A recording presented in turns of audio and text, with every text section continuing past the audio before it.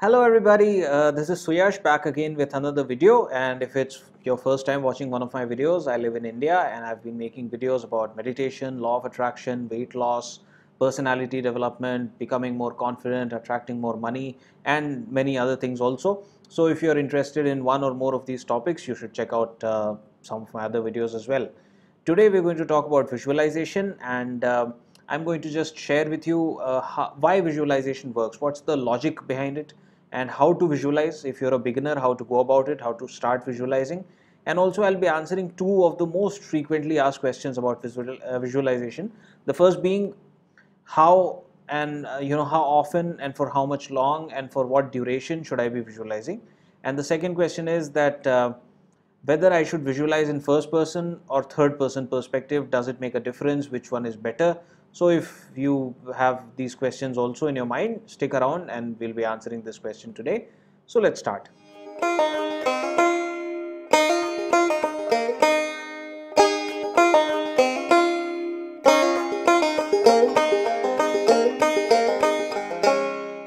Before we begin, I'll just tell you that in order to make sure that this video is structured and I don't forget anything, I've been forgetting things in my earlier videos, and so I have to make follow-up videos to cover those things that I forgot. I have made these notes and I'll be using them to just make sure that my video is better structured and that I don't forget anything. So let's start with why visualization. Why is visualization considered such a powerful process, and what is the logic behind it? Why do we visualize? See, the law of attraction is very simple. We sometimes tend to make it complicated, but it's very simple. And the law of attraction states that whatever we are feeling, that we are creating. Our feelings manifest in the future. And so if I'm feeling happy right now, I am manifesting, or I'm in the process of manifesting a scenario in the future where I'll be feeling the identical feeling, that is happiness. And if I'm sad, then I'm creating a future for myself where I'll be feeling this same feeling, which is sadness. Similarly, if I'm anxious, if I'm fearful, if I'm excited, if I'm angry, all of these feelings are creating a future where these feelings will be a part of that future. But it's not so simple actually. There are other factors also that come into play. One of the most important factors is the intensity of feeling. So for example, I'm driving to work and I have to reach there at 8 o'clock, it's already 7:45 and I still have a long way to cover. So I may be feeling slightly anxious and just slightly worried that I may be late, and if I'm late I'll have lesser time to cover all the work that I have to accomplish today. So I'm just a little bit worried. That is one way of feeling in that particular scenario. Another person may be really worried about it and really anxious and really fearful, and he may be feeling dread at the very thought of facing his boss in the office, and maybe he has to reach, and there's a meeting that is supposed to start at 8 and he's not. If he doesn't reach on time, hundreds of people will know that he's late, and so maybe he'll be feeling these feelings of dread and fear, and actually feeling that exact feeling that he'll be having at the time of facing the boss. So even though he's driving the car, even though he's not in front of his boss right now, maybe he'll be feeling exactly as he would be feeling when he's facing the boss. So now that's a different intensity altogether. And now this particular feeling will have a greater chance of manifesting. Maybe not instantly, but in the future at some point. It can be instantly also, it can be maybe in a week, maybe in a month, but that intensity has made sure that it is going to manifest sometime or the other. So intensity is one of the important things that we have to consider. What makes a feeling powerful, what makes a feeling manifest? It is the intensity with which we are actually having that particular emotion. Now visualization, basically what it does is, with visualization we are able to intentionally create something that I call a high intensity positive feeling within ourselves. So when we visualize, the reason for visualizing is to create that feeling which is high intensity and also positive, a desirable feeling, not undesirables such as what I just talked about, a desirable and a positive and a high intensity feeling, creating that intentionally with the intention that because that feeling is being created and it is high intensity, it will manifest in the future. So that's the logic behind visualization. Now let's talk about how to visualize.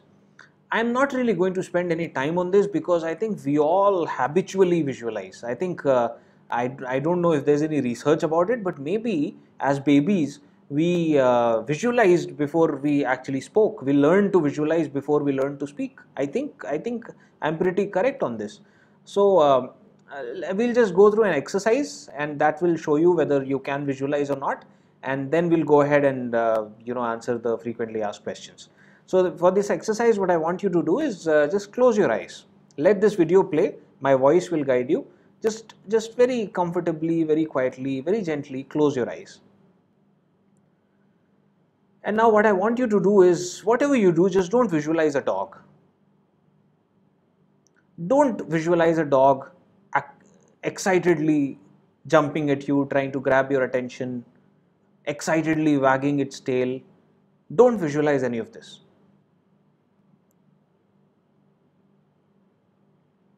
Don't visualize a dog trying to convince you to take him for a walk.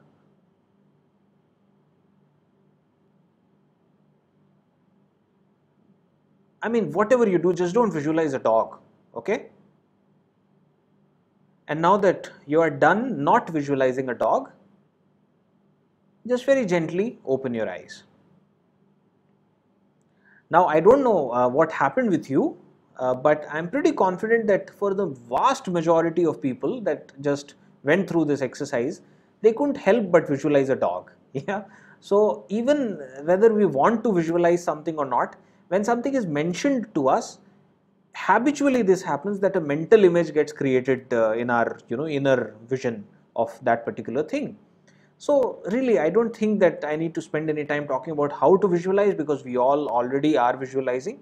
In case you have any problems, in case you have any queries about it, just leave a comment down below and I'll be answering. And if there are several questions about it, maybe I'll get an idea of what exactly you want me to talk about in terms of how to visualize. Maybe I'll make a follow-up video with that. So I'm just not going to cover too much when it comes to how to visualize. Just I would like to mention two things regarding this entire visualization process. One is to add some detail into the visualization. For example, I may be visualizing to get, say, a new car, right? Now, it's very simple to just visualize the core things that, okay, fine, I'm getting a new car and I'm actually at the showroom and I'm getting the car, and then I'm driving it and I'm coming back home and I can see the car just parked outside my house. That's very simple. Yeah, everybody knows that that is something that obviously we have to visualize.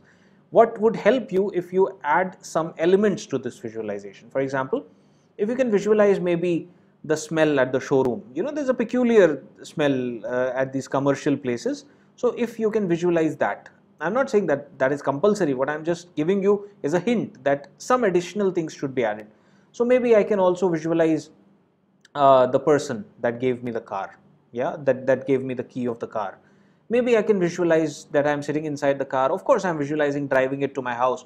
But what if I can also visualize the smell of the car inside? It's a wonderful fragrance, the insides of a new car. That's brilliant. So if I can just include that in my entire visualization process, and not just smell. I mean, I guess I'm focusing too much on smell, but also other things. Maybe you can feel the texture of the steering wheel, right? And maybe you can, one thing that I like to visualize is in India, it's really hot. So if I'm visualizing maybe going somewhere, let's say if we take this example, going to the showroom, what happens is I'm driving my car, my old car, not the new one. So I'm driving my car and my car is air conditioned. So as soon as I get out of the car, it's hot, because in India it's a hot climate. And then when I enter the showroom, again it's air conditioned, so it's again cool and comfortable.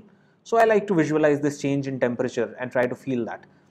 What it does is, it sends a signal to our mind that this visualization is real, because when we are adding elements to it, it sends a signal to our mind that this is something that is very real, and it gives what should I say, it gives the feel of reality, of realism, of it being something not make believe but something real. So as many elements as we can add, we don't really need to go crazy with it that I'm not able to smell it. If you're not able to smell it, it's okay. Don't obsess too much over it. With practice, you'll improve. But my point is that as much as possible, as much as you're able to do it, just try to add elements to this visualization practice that will send a signal to your subconscious mind that it's real and that way it will be more effective in manifesting whatever it is that you are trying to manifest. The other thing that I would like you to do is to go into a meditative state when you visualize. That will really help you, and I think what better than theta state. I already have a video about how to enter theta state. Is actually the first video on my channel, so you can just go to the videos, scroll all the way down. The first video will be the easiest way to enter the theta state, and obviously, I mean, I have told you this before. I have discovered a new theta state, a new way to enter the theta state, which is much easier, and for me it is now the easiest way. I will be making a video about it shortly. I know that I am delaying it a little bit because I am trying to just understand it fully before I share it with thousands of people on this YouTube channel of mine. So it may take maybe a couple of weeks more, but I'll be out with that video very soon. Anyway, so you can go to that video, the easiest way to enter the theta state of mind, the first video on this channel, and you can have a look at that. You can learn how to go into the theta state. Just check out some of the comments that people have left. Many people that meditated for the first time were able to enter theta on the very first attempt. So that method really works. If you would like to get some more information about these states of mind and why exactly I'm asking you to visualize in the theta state, you can check out my third video, which is the different states of mind explained, something like that is the title. I'll leave the link in the description, so you can go ahead and check out that video as well. So you can just check out those videos, and going into a deep meditative state before you visualize will help you with, first of all, getting into that state which is more manifestation friendly, which is the theta state. I have talked about that in detail in those videos, so go and check it out. Also, it will lessen the, what should I say, the distractions, because when we go into a deep meditative state, we go within ourselves, and so the outside world is more or less, it disappears for us for that duration of meditation. And so when we go into the theta state before we visualize, our visualization becomes more profound. It becomes easier for us to in fact visualize, and we have less distractions, and in fact we have less negativities, less negative thoughts, and overall the process of visualization becomes more fun, and it becomes much easier. Okay, now let's come very quickly. I think this is becoming a long video, so let's come very quickly to the questions and answers. One of the most frequently asked questions is that how often should I visualize? People just ask me, Suyash, how often should I visualize? For how long should I visualize? And I really don't know what to answer to them. As I told you, it's not the visualization that matters. There's nobody, no authority, no officer sitting somewhere and thinking, but this fellow, he meditated only for he visualized only for 10 minutes, so I'm not going to let his visualization manifest. There's no such person, right? So it's okay. All that matters in terms of visualization is that whether that feeling is getting created or not. And so the duration, you can decide it. Don't let it become something that you have to do even though you don't want to do it. So if you don't want to visualize for half an hour, please don't visualize for half an hour. 10 minutes, 15 minutes would also be fine. For a beginner, what I can suggest you is you can have small sessions, maybe 5 to 10 minutes of visualization sessions in theta if possible. 5 to 10 minutes of visualization sessions several times a day. That will really help you, and I still do it. I am not a beginner at this, but I still do it because that, first of all, doesn't put a pressure on me that I have to maintain that visualization for a long time.